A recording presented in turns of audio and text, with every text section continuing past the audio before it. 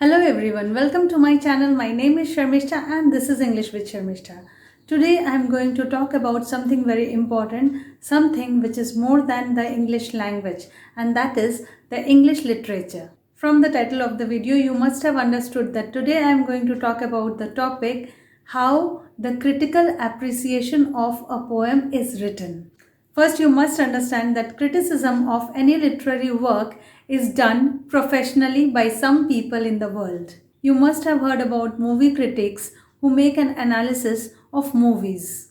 So here I am talking about writing a critical appreciation of a poem. Many of you have it in your syllabus and many of you are asked to write a critical appreciation of a poem when you are going to appear for an admission test at a college. Firstly, critical appreciation doesn't have a set format, and you are not criticizing a poem but you are analyzing it. Since there is no set format of critical appreciation, you should invent your own format.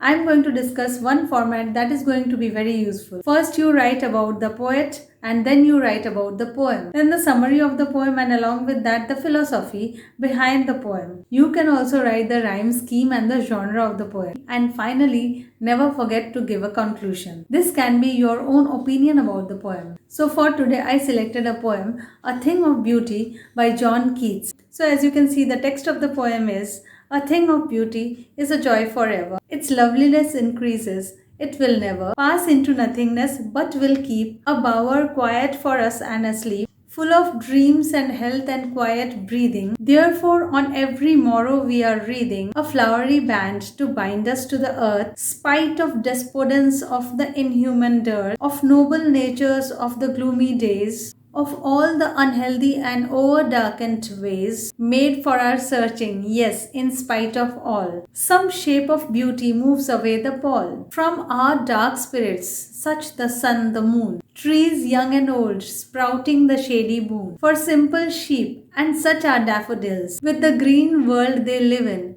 and clear rills, that for themselves a cooling covert make against the hot season, the mid-forest brake, rich with sprinkling the fair musk rose blooms, and such too is the grandeur of the dooms we have imagined for the mighty dead, all lovely tales that we have heard or read, an endless fountain of immortal drink, pouring unto us from the heavens brink. Now let's move on to the critical appreciation of the poem. John Keats devoted his short life to write poems. In his poems, he expressed his philosophy through Greek mythology. The given poem, A Thing of Beauty, is an excerpt from his poem Endymion, a poetic romance. It is a Greek legend about a young shepherd called Endymion. In this poem, the poet establishes an idea that beauty can provide an eternal joy, which can make us forget the sorrow that life brings. The poet goes on to describe how the loveliness of a thing of beauty keeps increasing and it never dies.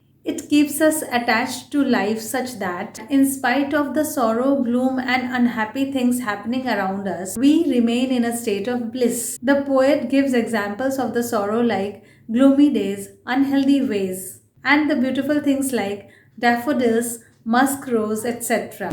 He ends this part by saying that these beautiful things are blessings sent to us from the heaven to help us be happy in life. This is poem of romantic genre. It is written in rhyming couplets. This poem gives the philosophy of Keats. Keats seems to have perceived a great philosophy in his short life and wrote such a beautiful poem about it. We must agree that this is actually a universal truth. A thing of beauty can bring joy forever. It became universally realized, and so it became a proverb.